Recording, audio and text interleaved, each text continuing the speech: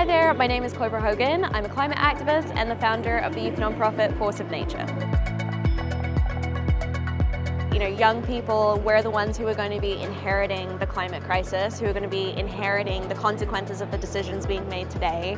And that's why it's so important that we don't just elevate young voices, but that young people, my generation and those younger, are actually in the room at these decision-making tables. I think at this point in the climate crisis, we can recognize we're not going to solve it with the same people and types of thinking that created it. We need a whole diversity of perspectives and thoughts, and young people are so good at asking, why is the system the way that it is? How did we get here? But also, what if we did things differently? It's really easy to feel overwhelmed, right? Every day when you're scrolling, you're reading headlines, not only about the climate crisis, but humanitarian crises around the world. And it's easy to feel like everything is just too much and to question, I'm just one person, what can I do? Now, those feelings are completely normal, and in fact, feeling eco-anxiety, climate anxiety is a really healthy psychological response. But the question is, how do we actually channel those feelings so that they can be the fuel that motivates us?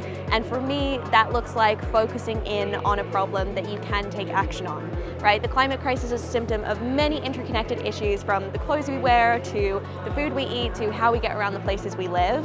And yet impact comes from focus. So rather than trying to solve all of those issues simultaneously, really ask, what's one problem that ignites a fire in my belly, and how can I hold hands and work with other people to do something about that issue?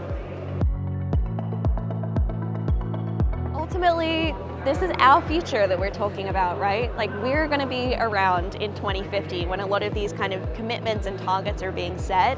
And as a generation, we have an opportunity to not just call out the problems, call out the hypocrisy and the bad actors, and challenge business as usual, but to really become custodians of a future by our own design.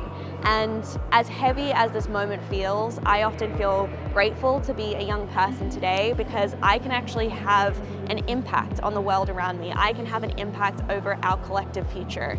And so I would invite young people to really ask themselves, what is the world that I want to grow up into, that I want to hand to future generations, and how can I do something today in the present moment to make that a future by my and by our collective design?